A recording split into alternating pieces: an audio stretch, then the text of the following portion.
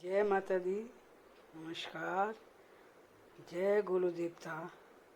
आज मैं संक्षिप्त में गोलू देवता की कहानी सुना रही हूँ। हम सूर्य मंदिर के दर्शन करने के बाद हम गोलू देवता के मंदिर की ओर निकल पड़े। ये मंदिर अल्मोड़ा के चिताई में बना है।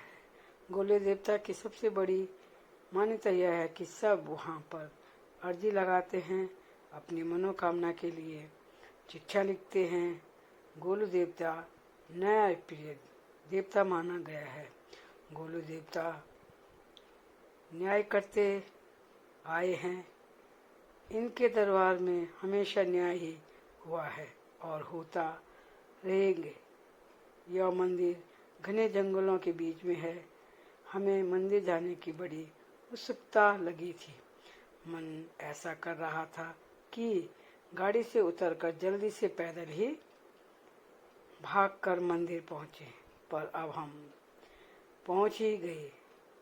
गोलू देवता के पास रोड में से चढ़ने के लिए गोलू मंदिर के लिए 60-70 सीढ़ियाँ थी।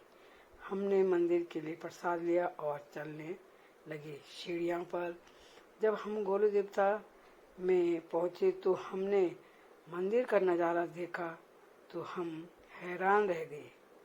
वहाँ क्या देखते हैं, वहाँ पर चिट्ठियाँ ही चिट्ठियाँ टंगी हुई थी और घंटियों से तो पूरा मंदिर ढका हुआ था। विश्वास नहीं हो रहा था। यही प्रमाण करता है कि गोलू देवता न्याय के देवता हैं। गोलू देवता के पास सबको न्याय मिलता है। भले देर हो जाए पर न्याय जरूर मिलता है। हमने गोलू देवता की जैसी मूर्ति देखी, हम मूर्ति को निहारते रहे। मानो ऐसा लग रहा था कि सचमुच हम गोलू देवता के पास बैठे हुए हैं। बैठे बैठे बड़ी शांति मिल रही थी। वहाँ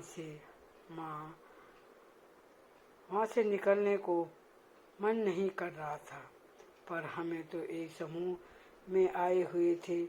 हम अपनी अर्जी लेकर गए हुए थे। हमने पुजारी जी को अपनी लिखी चिट्ठी उनके हाथों में रखी। पुजारी जी ने भी हमारी चिट्ठी को गोलू देवता के चरणों में रखकर फिर हमारे पास दे दी। हमने भी चिट्ठी और चुनरी को एक धागे में दिया, वहाँ की बांध दिया। मान्यता यह है कि जैसे जैसे उनकी मनोकामना पूरी होती है, वह गोलू देवता के पास घंटियाँ चढ़ाने जाते हैं। गोलू देवता के मंदिर में करोड़ों घंटियाँ टंगी हुई है। इससे पता लगता है कि गोलू देवता कितने भक्तों की सुनती हैं। सभी भक्तों की मनोकामना पूरी होती है। हम तो यह सोच रहे थे कि गोलू देवता इतनी चिट्ठियाँ कब तक पढ़ते होंगे। इंसानों के पास अपने लिए बिल्कुल टाइम नहीं होता है, पर देवता भक्तों को सुनते रहते हैं, उन पर अपनी कृपा बरसाए रहते हैं। दुनिया में एक ये ऐसे देव हैं जो भक्तों की सुनते रहते हैं, वह हैं गोलू देवता। उनके पास देश विदेश से लाखों भक्त आते हैं और चिट्ठियाँ लिखकर रख जाते हैं। अपने मनोकामना पूरी करने के लिए गोलू देवता से प्रार्थना करते हैं। गोलू देवता को कई लोग अलग अलग नाम से जानते हैं। कोई कृष्ण का अवतार, कोई गोलू देवता कहते हैं, कोई ग्वाला कहते हैं, कोई दूधाधारी के नाम से प्रसिद्ध है। यहाँ अल्मोड़ा से 8 किलोमीटर की दूरी पर स्थित है। वैसे उनके छोटे छोटे मंदिर भी कई जगहों पर बनाए गए हैं, पर चिट्ठी इसी मंदिर में लिखकर लगाई जाती हैं और घंटियाँ भी टांगी जाती हैं। मंदिर में इनकी कहानियाँ कुछ और भी बताते हैं। कहा जाता है कि चंपावत में झूला राय नामक एक राजा राज्य करता था। वे बड़े न्यायप्रिय राजा थे। उनके शासनकाल में कोई भी दुखी नहीं था। राजा सबके साथ न्याय करते थे, पर राजा बहुत दुखी थे क्योंकि राजा की कोई संतान नहीं थी। एक दिन राजा के मन में आया, क्यों न एक बार ज्योतिष ज्ञान का सहारा लेकर देखूं। वह एक ज्योतिष के पास गए। ज्योतिष ने राजा का हाथ देखा तो उसने राजा से कहा, आपके भाग्य में संतान का सुख नहीं है। राजा बहुत दुखी हो गया। तब ज्योतिष ने राजा से कहा, आप भैरव भगवान की पूजा करें, वही आपका उद्धार करेंगे। राजा भैरवनाथ की पूजा सुबह शाम करते एक दिन भैरवनाथ ने राजा को दर्शन दिए और राजा कहा, हे राजन, तुम्हारे भाग्य संतान सुख नहीं है, पर मैं तुम्हारी संतान बनकर आऊंगा, पर इसके लिए तुम्हें 8वीं शादी करनी होगी। राजा खुशी हो गया और राजा 8वीं रानी के खोज में निकल गए। बहुत समय बीत गया था। एक दिन राजा एक जंगल से गुजर रहे थे। राजा को बड़ी प्यास लग रही थी। राजा को दूर एक तालाब नजर आया। राजा तालाब के पास गए और पानी पीने लगे। तब तक वहाँ पर एक सुंदरी युवती आ गई। उसने राजा को पानी पीने से रोक दिया और कहती है, यह तालाब मेरा है, तुम इस तालाब से पानी नहीं पी सकते हो। तब राजा ने अपना परिचय दिया कि मैं चंपावत का राजा हूँ। युवती कहने लगी, ऐसे कैसे मान लूं? अगर तुम राजा हो तो ये दोनों बैल लड़ रहे हैं, इनकी लड़ाई छुड़वाओ तो मैं जानूं। राजा बैलों की लड़ाई नहीं छुड़वा सके। तब युवती ने दोनों बैलों के सींग पकड़े और अलग अलग कर दिया। राजा ने युवती की हिम्मत देखी तो बड़े प्रसन्न हुए। राजा ने युवती से उसका परिचय पूछा। युवती ने कहा, मैं 5 देवों की बहन हूँ।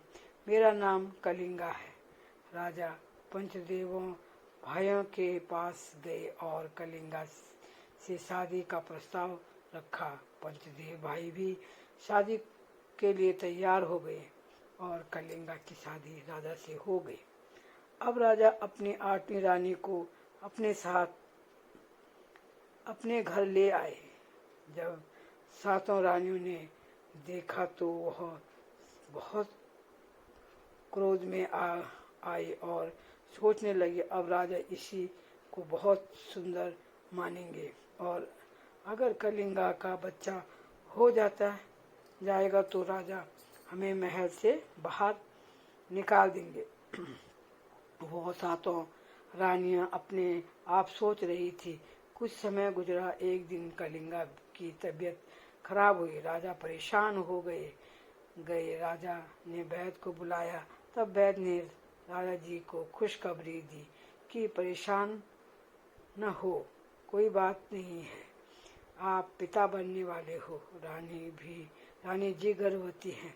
अब तो राजा जी का खुशी का ठिकाना नहीं था। सारे राज्य में खुशी की लहर फैल गई थी। यह बात 7 रानियों ने सुन ली तो वह बहुत दुखी हुई और सोचने लगी, अब क्या होगा? अगर कलिंगा का बच्चा पैदा होता है तो हम उसको मरवा देंगे। समय बीतता गया और आज प्रसव का दिन भी आ गया। 7 रानियां कलिंगा के पास आ गई। कलिंगा को बेटा पैदा हो गया, पर 7 रानियों ने उसे गाय के पास छोड़कर आ गई। सोचा गाय के पैरों के नीचे आ जाएगा और वह मर जाएगा, पर वह तो बचपन से ही चमत्कारी थे। वह गाय के पैरों से बच गया। तब 7 रानियों ने बच्चे को एक बक्से में बंद करके नदी में बहा दिया और राजा से कह दिया कि रानी कलिंगा ने एक सिलबट्टे को जन्म दिया। राजा सुनकर बहुत दुखी हो गए। सुनकर रानी कलिंगा भी भगवान से प्रार्थना करते कहने लगी, हे प्रभु, मैंने ऐसा क्या किया था जो आपने मेरे साथ ऐसा किया। रानियों का कहना है कि मैंने एक सिलबट्टे को जन्म दिया। तब कलिंगा बहुत रोने लगी। बक्सा नदी में बहता जा रहा था।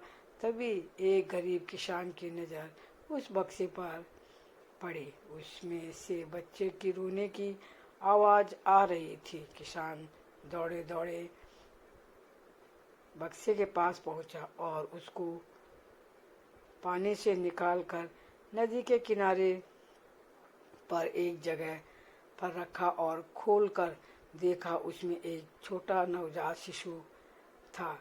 किसान ने इधर उधर देखा, कोई नजर नहीं आ रहा था। उसने आवाज़ लगाई, किसान किसका बच्चा है, पर कोई नहीं था। तब किसान बच्चे को घर ले आया। किसान की अपनी कोई संतान नहीं थी। उसकी पत्नी बड़ी खुश हुई। अब किसान के घर में खुशियाँ ही खुशियाँ थी। बच्चा का नाम कृष्णा रख दिया और धीरे धीरे बड़ा होता गया। एक दिन वह बच्चा अपने बाबा से बोला, बाबा, मुझे एक धनुष बाण चाहिए। किसान तो गरीब था, वह कहाँ से खरीदते। तब उसने घर पर ही लकड़ी से बड़ा सा धनुष बाण बना दिया।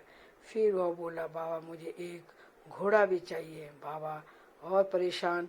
बाबा ने भी फिर लकड़ी का घोड़ा बना दिया। अब कृष्णा घोड़े को लेकर रोज जंगल में जाता था। आज भी वह जंगल में गया था। एक तालाब के पास 7 रानियां बैठी हुई थी और जोर जोर से हंस रही थी। कह रही थी कि हमने सबको बेवकूफ बना दिया।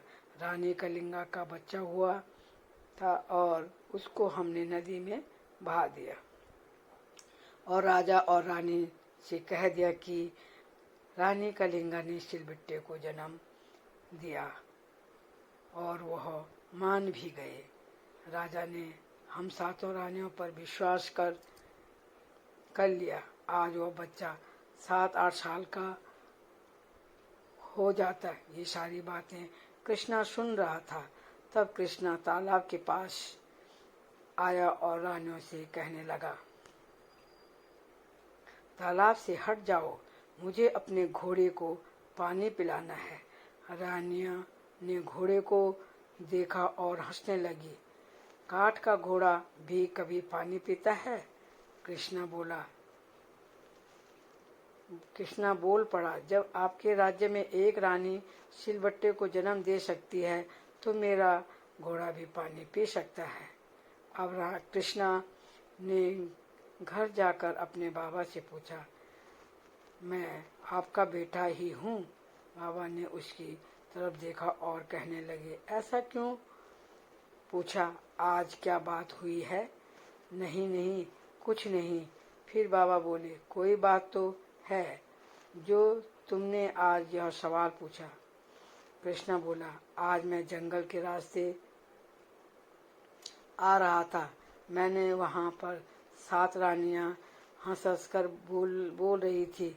बाबा बोले, क्या बात कर रही थी? वे कह रही थी, हमने राजा जी को और रानी को बेवकूफ बनाया कि रानी कलिंगा ने एक सिलबट्टे को जन्म दिया, जबकि उन्होंने बच्चा दिया और उसको हमने एक बक्से में बंद करके नदी में बहा दिया था। तब किसान ने कहा, बेटा, तुम भी हमें नदी में ही बक्से में ही मिले थे, पर मैंने बहुत आवाज़ मारी थी, वहाँ पर कोई नहीं था, इसलिए मैं तुम्हें अपने घर ले आया। बेटा, मुझे माफ़ करना, मुझे नहीं पता तुम किसके बेटे हो, मैं कुछ नहीं जानता। एक दिन कृष्णा उसी राज्य में पहुंच गए और राजा से सारी बातें बताते हुए कहा, मैं तुम्हारा बेटा हूँ, मैं रानी कलिंगा का बेटा हूँ। तब तक राजा जी बोल पड़े, नहीं नहीं, रानी कलिंगा ने तो सिलबट्टे को जन्म दिया। हमारी सातों रानियों ने हमसे यही कहा। कृष्ण ने कहा, आपकी रानियों ने आपसे झूठ बोला। आज राजा को यकीन नहीं हो रहा था कि रानियों ने मुझसे झूठ बोला होगा। राजा ने सातों रानियों को अपने पास बुलाया और पूछा, क्या यह बात सच्ची है? तब रानियों ने सच बताया कि रानी कलिंगा ने बेटे को जन्म दिया था और हमने उसे नदी में बहा दिया था। हमें आप पर भरोसा नहीं था। हमने सोचा हमारी कोई संतान नहीं है, अब आप हमें घर से निकाल दोगे, इसलिए हमने ऐसा काम किया। राजा ने कहा, तुम सब ने मिलकर मुझसे इतना बड़ा धोखा किया।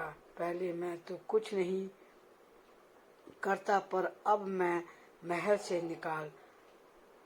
मेरे महल से निकल जाओ। और बच्चे को सीने से लगाया और किसान माता पिता को भी अपने पास बुलाया।